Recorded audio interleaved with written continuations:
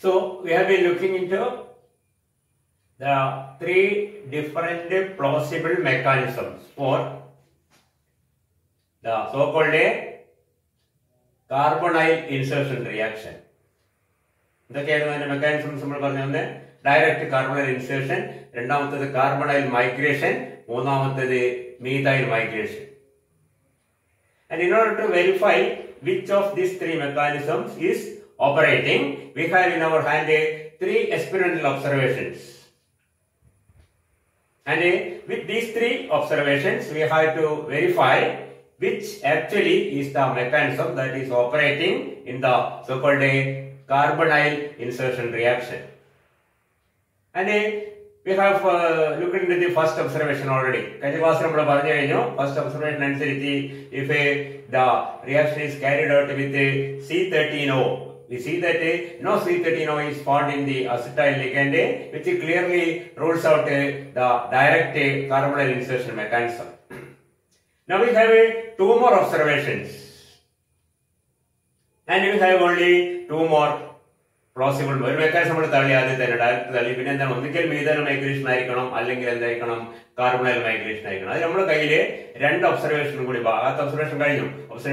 observations. If the reverse reaction.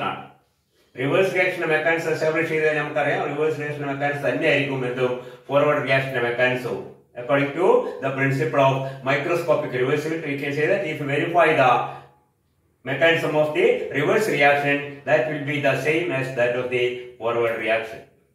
The reverse reaction is a conversion of the acetyl complex on heating into the methyl complex with the release of a CO. And of the two remaining observations, we see that in the case 1, or we say the second one, we can say that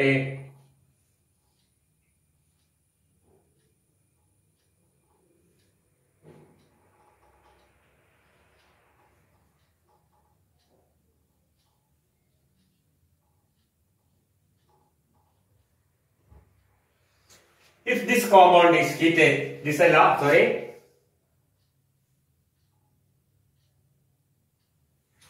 the compound with C13O on the acetyl ligand, C13O on the acetyl ligand is heated, you see that the product formed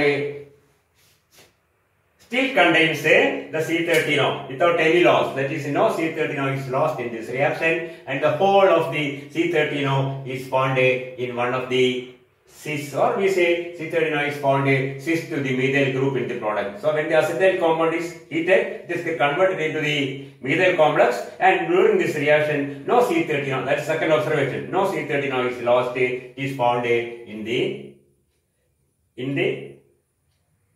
CO cis2. Translate migration cis so cis2 the C13O. And if we have mechanism, carbonyl migration. Carbonyl migration the carbonyl from one of the in the reverse reaction. Carbonyl from one of the cis positions migrate to between manganese and methyl, and the vacancy so created is filled by the incoming CO. And the reverse CO from the cis position is lost, and the carbonyl reverse or goes back to that position. Forward reaction is carbonyl, methyl carbonyl methyl and vacancy carbonyl, that is that's called carbonyl migration. Now, the reverse is near opposite. One year is cis carbon monoxide and and methyl migration methyl migration methyl grouping cis C13O. Sorry, C13O carbon monoxide. Okay. Either reverse carbon monoxide cis in the Pova, Anisation, Iparna, methyl out of this. Okay. ഒരു കാര്യം രണ്ടും നമ്മൾ രണ്ടിന്റെ reverse reaction നമ്മൾ നോക്കിക്കഴിഞ്ഞാല് ഒന്നാമത്തെ carbonyl മൈഗ്രേഷന്റെ reverse reaction എന്ന് പറഞ്ഞാൽ എന്താണ്? ഒരു കാർബൺ മോണോക്സൈഡ് പോകുന്നു ഇവിടുന്ന് ഈ സിസ് പൊസിഷനിൽ നിന്ന്, അതിനുശേഷം ഇവിടെയുള്ള കാർബൺ മോണോക്സൈഡ് ഇങ്ങോട്ട് തിരിച്ചു വരുന്നു. നേരത്തെ മൈഗ്രേറ്റ് ചെയ്ത കാർബൺ മോണോക്സൈഡ് തിരിച്ച് അതിന്റെ സ്ഥാനത്തേക്ക് തന്നെ വരുന്നു. നേരത്തെ കടന്നു വന്ന കാർബൺ മോണോക്സൈഡ് പുറത്തേക്ക് പോകുന്നു. അതാണ് റിവേഴ്സ് റിയാക്ഷൻ എന്ന് പറഞ്ഞാൽ. No, the mechanism of the forward reaction and the reverse reaction should be exactly the same. Okay. അങ്ങനെ ആലോചിച്ച് നോക്കിയാല് ഇതിൽ നിന്ന് ഒരു CO പോകുന്നു. ഏത് CO പോവാ? ഈ 4 CO ഏതെങ്കിലും ഒരു CO ഇത് പോകില്ല. This CO will not go because it is a trans. കാരണം മൈഗ്രേഷനും ഒക്കെ നടക്കുന്ന എപ്പോഴും അടുത്ത സ്ഥാനങ്ങളിലേക്ക് മാത്രമാണ്. അപ്പൊ അതിനെപ്പറ്റി അധികം ബോധനയുണ്ട് ഈ ട്രാൻസിനെ പറ്റി. അപ്പോൾ ഇവിടെയുള്ള ഒരു കാർബൺ മോണോക്സൈഡ് പോകുന്നു. അതിനുശേഷം ഇവിടെ അസറ്റൈലുള്ള കാർബൺ അവിടെ നമ്മൾ ലേബൽ ചെയ്ത് വെച്ചിരിക്കുന്നു മോണോക്സൈഡ്. അങ്ങനെ എന്ത് സംഭവിക്കുക? ഇതായാലും ഇത് 4 C ഏത് പോയാലും ഈ C13 ഇങ്ങോട്ട് വന്നു കഴിഞ്ഞാൽ we get a product in which the whole of the C13 is remains with the product and that is called cis to the methyl group. Okay, അങ്ങനെയല്ല വേണ്ടത്. ഇനിയിപ്പോ മീഥൈൽ മൈഗ്രേഷൻ ആയാലോ? മീഥൈൽ മൈഗ്രേഷൻ ആയാലും എന്താ കാണാം? മീഥൈൽ മൈഗ്രേഷൻ ആയാലും ഇവിടെയുള്ള ഒരു CO പുറത്തേക്ക് പോകണം. അതിനുശേഷം മീഥൈൽ ഇങ്ങോട്ട് വരണം. അപ്പൊ എവിടത്തെ ഈ 4 സിസ് ആണ്. ഈ മീഥൈൽ ഇങ്ങോട്ട് വന്നു കഴിഞ്ഞാൽ എന്താ ഉണ്ടാവുക? ഈ C13 മീഥൈൽ തമ്മിൽ ഫുള്ള് സിസ് ആയിരിക്കും. അപ്പൊ മീഥൈൽ മൈഗ്രേഷൻ ആണെങ്കിലും കാർബണൽ മൈഗ്രേഷൻ ആണെങ്കിലും റിവേഴ്സ് റിയാക്ഷൻ നടന്ന് ഈ റിയാക്ഷൻ ഡീകമ്പോസിഷൻ റിയാക്ഷൻ നടന്നു കഴിഞ്ഞാൽ എന്താ ഉണ്ടാവുക? we will get a product that is having the C13 cis to the methyl group. അങ്ങനെയാണ് വരേണ്ടത്. അങ്ങനെയാണോ വരുന്നത്? നമ്മുടെ ഒബ്സർവേഷൻ അങ്ങനെയല്ല. ശരിയല്ലേ? ഒബ്സർവേഷൻ എന്താ പറയുന്നത്? മറ്റേത് 25% കാർബൺ C13 പോകുന്നു, ബാക്കി 25% ട്രാൻസ് ആണ്, ബാക്കി 50% സിസ് ആണെന്നൊക്കെ വരുന്നത്. അപ്പൊ നമ്മളെ സെക്കൻഡ് മെക്കാനിസം, നമ്മുടെ പ്ലോസിബിൾ മെക്കാനിസമായ കാർബണൈൽ മൈഗ്രേഷനും തെറ്റാണ് എന്ന് നമുക്ക് മനസ്സിലായി. ആദ്യത്തെ ആദ്യത്തെ പ്ലോസിബിൾ മെക്കാനിസമായ ഡയറക്റ്റ് കാർബണൈൽ ഇൻസേർഷൻ അനുസരിച്ച് അത് നമ്മളെ ഒബ്സർവേഷൻ അനുസരിച്ച് തെറ്റാണെന്ന് മനസ്സിലായി. രണ്ടാമത്തെ പ്ലോസിബിൾ മെക്കാനിസമായ കാർബണൈൽ മൈഗ്രേഷൻ ഒബ്സർവേഷൻ അനുസരിച്ച് തെറ്റാണെന്ന് മനസ്സിലായി. ഇനി ബാക്കി നമ്മുടെ കയ്യിൽ ഒരു ഒബ്സർവേഷൻ മാത്രമേ ഉള്ളൂ. എന്താണ് പറയുന്നത്? അത് പ്രയോഗിക്കുന്നത് ഇങ്ങനെയാണ്. If you have A acetyl complex with C13O in a position cis to the acetyl group, ഈ കോമ്പൗണ്ട് ഹീറ്റ് ചെയ്യുമ്പോൾ എന്താ കാണുന്നത്? നമ്മൾ നേരത്തെ ഒബ്സർവേഷൻ കണ്ടു. എന്താണ്? we get 3 different products. 25% of the product does not have C13O at all. Another 25% has C13O trans to methyl group. ഇത് decomposer മീഥൈലായി മാറിയ ഇത് മീഥൈലായി മാറി കഴിഞ്ഞാൽ എന്താ കാണുന്നത്? മീഥൈലിന് സിസ് ആയിട്ട് മീഥൈലിന് ട്രാൻസ് ആയിട്ട് ഉള്ള C13O കാണുന്നുണ്ട്. അത് എത്രയാണ്? മൊത്തം പ്രോഡക്റ്റിൽ ഏകദേശം 25% ആണ്. വേറെ 25%ല് C13O കാണാനേ ഇല്ല. പിന്നെ ബാക്കിയുള്ള 50%ല് the remaining 50% has C13O in a position cis to methyl group. So once it decomposes, we get this compound CO, CO, CO, CO, CO and CH3. ഇതാണ് പ്രോഡക്റ്റ് കിട്ടുക. ഈ പ്രോഡക്റ്റില് കുറച്ച് പ്രോഡക്റ്റിൽ C13 ഇവിടെ കാണുന്നുണ്ട്, കുറച്ചിൽ ഇവിടെയും കാണുന്നുണ്ട്, കുറച്ചിൽ ഇവിടെയും കാണുന്നുണ്ട്. മനസ്സിലുണ്ടോ പറയുന്നത്? എങ്ങനെയാ കാണുന്നത്? ഈ മീഥൈൽ ഗ്രൂപ്പിന് സിസ് ആയ പൊസിഷനിൽ, മീഥൈൽ ഗ്രൂപ്പിന് സിസ് ആയ പൊസിഷൻ ഏതൊക്കെയാണ്? ഇതും ഇതും ഇതും ഇതുമാണ്. മനസ്സിലായില്ലേ? അവിടെ മൊത്തത്തിൽ കാണുന്നത് 50% മോളിക്യൂൾ അങ്ങനെ കാണുന്നത്. C13% in a position cis to methyl group. 25% C13 കാണുന്നത് ഇവിടെയാണ്. ബാക്കി 25 C13 ഒരു CO പോകുന്നുണ്ട്. മനസ്സിലായില്ലേ? ഒരു CO പോയിട്ടാണെങ്കിൽ ആ പോകുന്ന CO പറ്റി നമുക്ക് ആലോചിക്കേണ്ടത് എങ്ങനെയാ പോകുന്നുള്ളത്. ഇനി നമ്മൾ നോക്കുക നമ്മുടെ മെക്കാനിസമായ മീഥൈൽ മൈഗ്രേഷൻ. മീഥൈൽ മൈഗ്രേഷൻ എന്ന് പറഞ്ഞാൽ എന്താണ്? ഇതല്ല ഒറിജിനൽ റിയാക്ഷൻ, അത് റിവേഴ്സ് ആണ്. അത് മാറിപ്പോയിരിക്കും. മനസ്സിലിപ്പോ രണ്ടും കാണും. റിവേഴ്സ് റിയാക്ഷന്റെ മീഥൈൽ മൈഗ്രേഷന്റെ റിവേഴ്സ് റിയാക്ഷൻ എന്താണ്? a carbon monoxide is lost from the cis position of the acetyl group, and to that position the methyl group migrates. നമുക്ക് ആലോചിച്ച് നോക്കാം. ഇവിടെ ഈ molecule one of the 4 carbon monoxide in the cis position breaks away. ഏതാണ്? 1 2 3. ഇത് break ചെയ്യില്ല. 1 2 3 4. ഇത് break ചെയ്യുന്നു. ഞാൻ ഒന്നുകൂടി മാറ്റി വരയ്ക്കാൻ കുറച്ചൊരു സൗകര്യമായിട്ട്.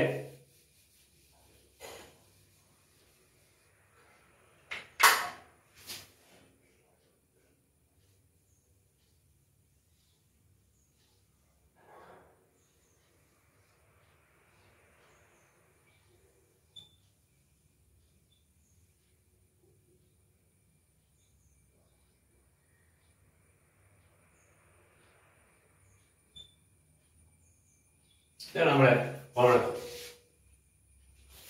ഇത് ബ്രേക്ക് ചെയ്യുന്നു. അങ്ങനെ ബ്രേക്ക് ചെയ്യുന്നു. ഈ 4-ല് ഒരു CO പോകണം. ഏതും പോവാം, ഈക്വൽ ചാൻസ് ആണ്. കാരണം 4 ഇതിനെ സംബന്ധിച്ച സിസ് ആണ്. ആ സ്ഥാനത്തേക്ക് മീഥൈൽ ഗ്രൂപ്പ് ഇങ്ങോട്ട് വരണം.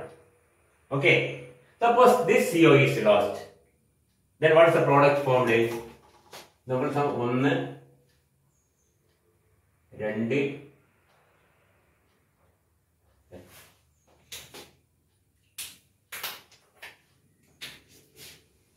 1 2 3 നമ്മുടെ കയ്യില് 4, നമ്മുടെ കയ്യിലല്ല മോളിക്യൂളിൽ റിമൂവ് ചെയ്യാൻ പറ്റിയ 4 CO ഉണ്ട്. കാരണം ആ CO പോയാലേ ഈ മീഥൈലിന് നമ്മളിപ്പോ ഉദ്ദേശിക്കുന്നത് മീഥൈൽ മൈഗ്രേഷൻ നടക്കുന്നതിന്റെ റിവേഴ്സ് റിയാക്ഷൻ ആണ്. മനസ്സിലായില്ലേ? അപ്പൊ മീഥൈൽ ഇങ്ങോട്ട് തിരിച്ച് മൈഗ്രേറ്റ് ചെയ്യണമെങ്കിൽ ഇവിടുന്ന് ഒരു CO പോകണം. ഇത് പോയോണ്ട് കാര്യമില്ല, കാരണം ഇവിടെ ഇങ്ങോട്ട് മൈഗ്രേറ്റ് ചെയ്യാൻ പറ്റില്ല. That is the transposition. Okay, so suppose this CO is lost. ആ CO പോയാൽ എന്താണ്ടാവുക?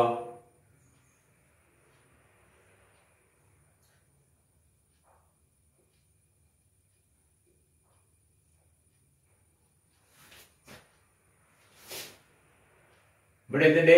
ഇവിടെ COCH3 ഉണ്ട്. ഈ CO പോയി കഴിഞ്ഞാൽ എന്ത് വന്ന്? ഇവിടെ CH3 ഇങ്ങോട്ട് വന്നു. ഇവിടെ CO ആയി. CO മാത്രം ബാക്കി വന്ന് ഇങ്ങനെ.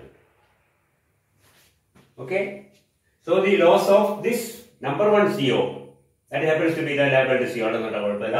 is lost. The product is like this. We can see that ഈ CO പോയി കഴിഞ്ഞാൽ എന്താണ്? അതില് C13 പോയി എന്നർത്ഥം. ഓക്കെ, അതിന് എത്ര ചാൻസ് ഉണ്ട്? അതിന് 4-ൽ 1 ചാൻസ് ആണ്. That means there is a 25% chance of the molecule to lose the C13. Okay, നമ്മൾ ഒബ്സർവേഷനിൽ ഉണ്ട്. മൂന്നാമത്തെ ഒബ്സർവേഷൻ അതാ പറയുന്നത്. Now, suppose this CO, second one lost. Second one lost നമുക്ക് എന്താ കിട്ടുക?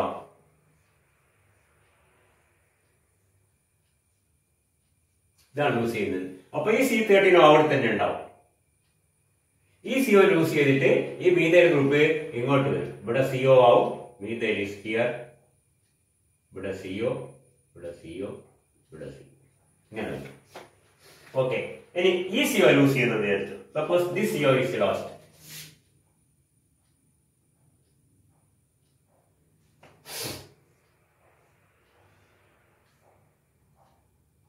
ഈ CO പോകുന്നെങ്കിൽ ഇവിടെ CO ഉണ്ട്. കാരണം CH3 എവിടെ വരേണ്ടത്? ഇവിടെ എന്തുണ്ട്? C13 ഉണ്ട്. ഇവിടെ CO ഉണ്ട്. ഇവിടെ എന്തുണ്ട്? ഇവിടെ CH3. ശരി, ഇവിടെയല്ല, ഇവിടെ CO തന്നെ, യാതൊരു മാറ്റമില്ല, പോവില്ല. ഈ മൂന്നാമത്തെയാണ്. ഇവിടെ CH3 ആയി.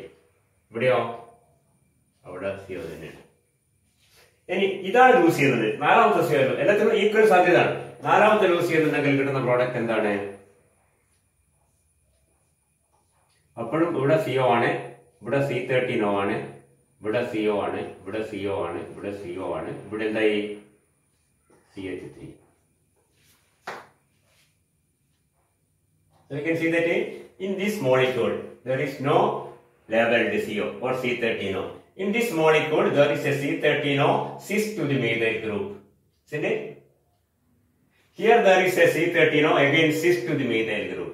Here we have a C13 trans to the methyl group. ഇത് 4-ന് തുല്യ സാധ്യത പറഞ്ഞാൽ 25 ഇത് 25 25 25. ഇത് രണ്ടും എന്താണ്? ഇത് രണ്ടും സിസ് ആണ്. ഇത് ട്രാൻസ് ആണ്. മനസ്സിലാകുന്നില്ല? ഇതിലെ സിസ് എന്ന് എന്താണ്?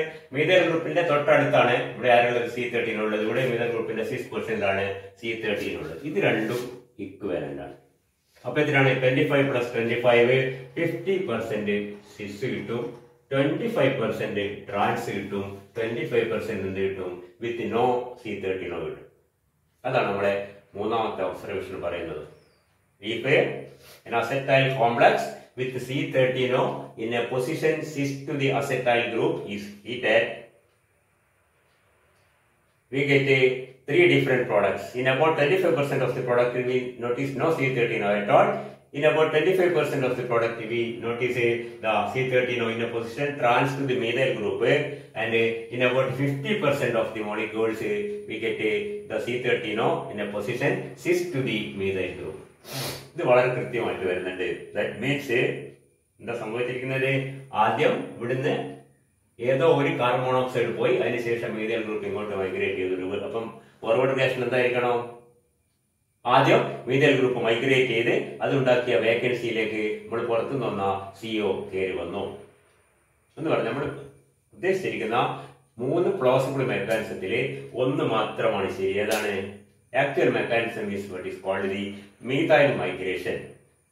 So in this complex, C13 what? In this complex, if E complex alla, E complex ഇതാണ് നമ്മുടെ റിയാക്ടന്റ് സ്പീഷീസ്.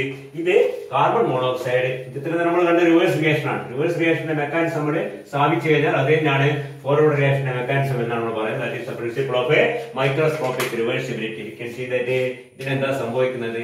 ആദ്യം the methyl group migrates to one of the cis COs. ഇവിടത്തേക്കോ ഇവിടത്തേക്കോ ഇവിടത്തേക്കോ ഇവിടത്തേക്ക് ഈ 4 സ്ഥലത്തേക്ക് എവിടത്തെങ്കിലും പോവാ. അപ്പാടെ എന്തായി? അവിടെ ഒരു വേക്കൻസി വന്നു. ഇവിടെ ഒന്നുമില്ല. ഇവിടെ CO എന്തായി മാറി? CO3 മാറി. ബാക്കിയുള്ള CO ഒക്കെ ഇവിടെ നിൽക്കുന്നുണ്ട്. അതിനുശേഷം നമ്മുടെ പുറത്തുനിന്ന് വരുന്ന CO നേരെ ഈ സ്ഥാനത്തേക്ക് വന്നു ചേരുന്നു. അങ്ങനെയാണ് യഥാർത്ഥത്തിൽ എന്ത് നടക്കുന്നത്? ഈ പറഞ്ഞ കാർബണൈൽ ഇൻസേർഷൻ. ശരിക്കും പറഞ്ഞ ഇൻസേർഷനേ ഇല്ല. കാരണം എന്താണ്? ഇൻസേർഷൻ എന്ന് പറഞ്ഞാൽ രണ്ട് ആറ്റത്തിന്റെ ഇടയ്ക്കേക്ക് വന്ന് ചേരുകയാണ്. ഇവിടെ രണ്ടായിരത്തിനടക്ക് വന്ന് സിഒയുടെ പുറത്തേക്ക് അവ ചേരുന്നു. ശരിക്കും പറഞ്ഞാൽ പക്ഷേ വന്നവന് CO പോയവന് CO ആയതുകൊണ്ട് നമുക്ക് ഐഡന്റിഫൈ ചെയ്യുന്നില്ല. അത് ഐഡന്റിഫൈ ആണ് നമ്മൾ ഈ പറഞ്ഞ അഭ്യാസമൊക്കെ നടത്തിയിരിക്കുന്നത്. Got the point? And it is clear that the so-called carbonyl insertion reaction in many coordination compounds is actually a methyl migration reaction. Clear? So, if a CH3MnCO5 is heated with the CO, we get a CH3COMnCO5. This new CO that is found in the acetyl group is actually the CO that was already present with the ഇവിടെ ഏതോ ഒരു CO ആണ് ഈ അസറ്റൈലേക്ക് കയറി കൂടുന്നത്, അല്ലാതെ വന്ന CO അല്ല. അത് ഒന്നാമത്തെ നമുക്ക് മനസ്സിലായി. പക്ഷേ ഫസ്റ്റ് ഒബ്സർവേഷൻ മനസ്സിലായി നമുക്ക്. പിന്നെ സെക്കൻഡ് തേർഡ് നമ്മൾ നോക്കിയെന്താണ്? രണ്ട് മെക്കാനിസം ഉണ്ട്. അസറ്റൈൽ കാർബണൈൽ മൈഗ്രേഷൻ ആണോ അതല്ല മീഥൈൽ മൈഗ്രേഷൻ ആണോ ക്വസ്റ്റ്യൻ മാത്രം. അത് നമ്മൾ ക്ലാരിഫൈ ചെയ്യാൻ മറ്റുള്ള ഒബ്സർവേഷൻ കൂടി സ്റ്റഡി ചെയ്ത് കഴിഞ്ഞാൽ വളരെ ക്ലിയർ ആയി മനസ്സിലായി കഴിഞ്ഞു. ഇതാണ് mechanism. That is A methyl migration. അതുകൊണ്ട് തന്നെ ഈ വരുന്ന സിഒന്റെ റോൾ എന്തേ ഉള്ളൂ? യഥാർത്ഥത്തില് വരുന്ന സിഒന്റെ റോള് എന്താണ്? Simply to fill the vacancy created by the migration of the methyl group to one of the CO ligands. ഈ methyl group ഏതോ ഒരു CO ligandന്റെ അടുത്തേക്ക് പോയപ്പോൾ ഇവിടെ ഒരു വേക്കൻസി വന്നു. ആ വേക്കൻസി ഫിൽ ചെയ്യൽ മാത്രമാണ് പുറത്തുനിന്ന് വന്ന സിഒന്റെ role. It is not actually എന്താണ് inserted between manganese and methyl in that complex. അതുകൊണ്ട് തന്നെ there is every possibility that the same reaction can be brought about some other ligands. Carbon മോണോക്സൈഡിന്റെ പാടല്ല. കാർബൺ മോണോക്സൈഡ് റോൾ എന്താണ്? ശരിക്കും carbon monoxide role ഒരു vacancy ഉണ്ടാക്കില്ല അവിടെ ഫിൽ ചെയ്യുന്നുള്ള മാത്രമാണ്. അപ്പൊ വേണമെങ്കിൽ can think of a reaction like this: CO CO CO CO CO CH3 and CO5 CH3.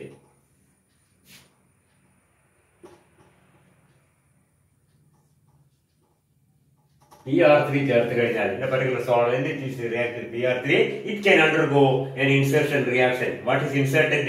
Not PR3, the CO, and we get a product something like this. ഇതെന്തായി മാറി? ഇവിടെ നമ്മള് CO CH3 ആയി മാറി. ഇവിടെ എന്തായി മാറി? PR3 ആയി മാറി. ബാക്കി എല്ലാ സ്ഥലത്തും എന്തുണ്ടാവും? CO അവിടെ തന്നെ ഉണ്ടാവും. ഇങ്ങനെ മാറും. എന്താണ് methyl group migrate to one of the cis COs and that vacancy created is filled by the ഇത് CO തന്നെയാണ് നമുക്ക് വേണ്ടി PR3 നമുക്ക് ക്ലിയർ ആയിട്ട് മനസ്സിലാവുകയും ചെയ്യും. Okay, such reactions are there. Okay, got the point?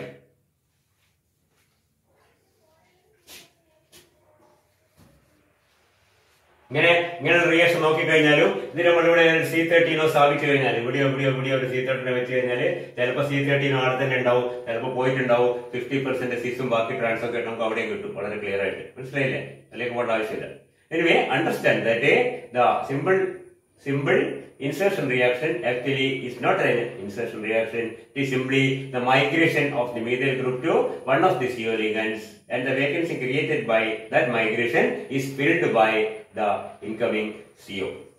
Okay.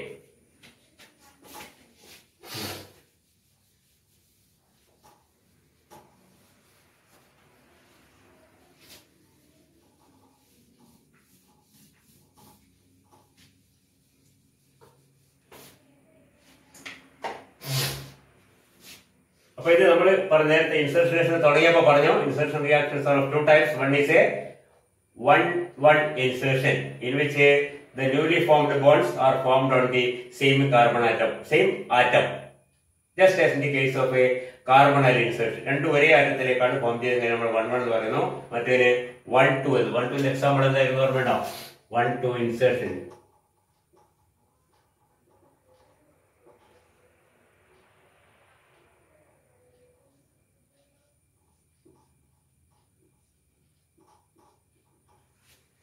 This compound react with say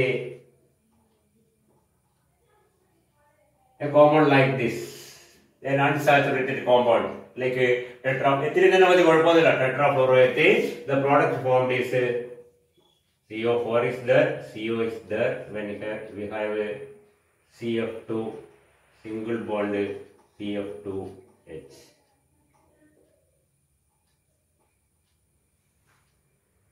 So this bond and this bond between CO and H, but CO and H ഇടയ്ക്ക് രണ്ട് bond form ചെയ്തിട്ടുണ്ട്. ഇതാണ് ഇവിടെ insert ചെയ്ത സാധനം ഇതാണ്.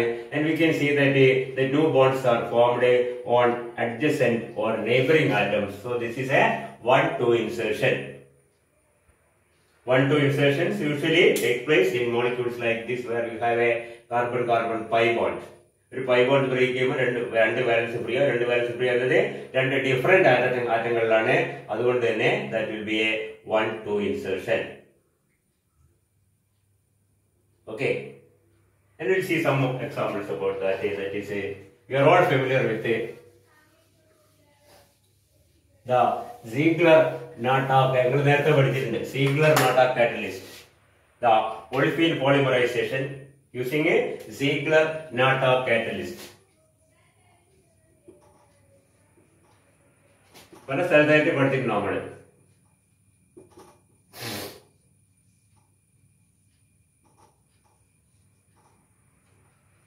Polymerization using the Ziegler-Natta catalyst, which is actually triethyl aluminum and titanium tetrachloride. ഇത് രണ്ടും ചേർന്ന ഒരു സാധനമാണ് Ziegler-Natta catalyst എന്ന് പറയുന്നത്.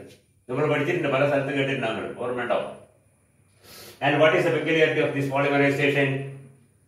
This polymerization give a product which is more crystalline because it is a stereo regular polymer formed. Stereo regular polymerization പഠിച്ചിട്ടുണ്ടാവും. Syntactic, isotactic, atactic നമുക്ക് polymers പഠിച്ചിട്ടുണ്ട്, ഓർമ്മയുണ്ടോ? Isotactic polymers, syntactic polymers and atactic polymers. അതിന്റെ crystalline ഫോമില് അതിന്റെ substituent ഒക്കെ ഒരേ stain ഒരേ സൈഡിൽ വരികയാണെങ്കിൽ, ഫോർ എക്സാമ്പിൾ പോളിപ്രോപ്പിലിൻ,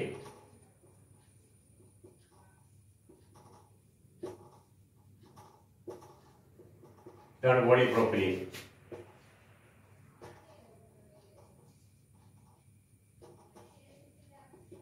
ഇതാണ് പോളിപ്രോപ്പിലിൻ എന്ന് പറയുന്നത്. ഇതിൽ മീഥൈൽ ഗ്രൂപ്പ് ഒക്കെ ചൈനയുടെ ഒരേ സൈഡിൽ തന്നെയാണ് വരുന്നതെങ്കിൽ that is called isotactic. Substitute പലതും ആവാം, മീഥൈൽ തന്നെ ആവണമെന്നില്ല. യൂഷ്വലി നമ്മൾ ഒരു പോളിമറൈസ് ഇങ്ങനെ എഴുതും, ഒരു സബ്സ്റ്റിറ്റ് തന്നെ. സി അത് എച്ച് ആണെങ്കിൽ നമ്മുടെ സിമ്പിൾ പോളിത്തീനായി. ശ്രദ്ധിക്കുന്നുണ്ടോ? അത് Cl ആണെങ്കിൽ അത് പോളിവിനൈൽ ക്ലോറൈഡ് ആയി. Cl chlorine. അത് Cn സയനൈഡ് ആണെങ്കിൽ അത് പോളി അക്രിലോനൈട്രൈൽ. അത് ഫിനൈൽ ഗ്രൂപ്പ് ആണെങ്കിൽ അത് പോളിസ്റ്റൈറീൻ ആയി. ഇതൊക്കെ നമുക്ക് അറിയാവുന്ന കാര്യമാണ്. അങ്ങനെ പല ടൈപ്പ് പോളിമേഴ്സിന്റെ ഈ ജനറൽ സ്ട്രക്ചർ ആണുള്ളത്. ഒരു ഇവിടെ മാത്രമേ മാറുന്നുള്ളൂ. ബാക്കി ഇതാണ് CH2, CH2, CH2, ഈ CH-ന്റെ മുകളിൽ ഓരോ സബ്സ്റ്റൻസ് ഉണ്ടാവും. ആ സബ്സ്റ്റൻസ് ഒക്കെ ഒരേ ഡയറക്ഷനിൽ ചെയിനിന്റെ ഒരേ ഭാഗത്തേക്ക് കിടക്കുകയാണെങ്കിൽ ദാറ്റ് ഈസ് കോൾഡ് ഐസോടാക്റ്റിക്. ഒന്നിങ്ങോട്ട് ഒന്നങ്ങോട്ട് ഒന്നിങ്ങോട്ട് ഒന്നിങ്ങോട്ട് നമ്മുടെ ഏണിയുടെ കമ്പ് പോലെ ഓൾട്ടർനേറ്റ് ആയി കിടക്കുകയാണ്. ദാറ്റ് ഈസ് കോൾഡ്, നമ്മൾ പഠിച്ചത് നിങ്ങൾ പറയേണ്ട കാര്യമില്ല, syndiotactic. And which is at random it is called atactic. ഇതിന് രണ്ടിനും പറയുന്ന പേരാണ് എന്ത്? Stereo regular. ഇത് റെഗുലർ ആണ്, ഇത് regular. Stereo regular polymers. So the Ziegler-Natta polymerization naturally produces stereo regular polymers when they find the crystalline polymers which has a superior properties. പോളിമറിന്റെ properties superior ആകുന്നപ്പോഴും അത് സ്റ്റീരിയോ റെഗുലർ ആകുമ്പോഴാണ് ആ type polymerisation നമ്മളെ എന്ത് വെച്ചാൽ കിട്ടുക? Ziegler-Natta കാറ്റലിസ്റ്റ് വെച്ചിട്ട് കിട്ടുന്നത്. And that is important. Commercially വളരെ പ്രധാനപ്പെട്ടാണ്. നോബൽ പ്രൈസ് കിട്ടിയ ഒരു കണ്ടുപിടുത്താണ് Ziegler-Natta catalyst. Very important invention. And we can see that in that type of polymerization it actually takes place through a 1-2 insertion. നമുക്ക് അടുത്ത ക്ലാസ്സിൽ കാണാം. Okay.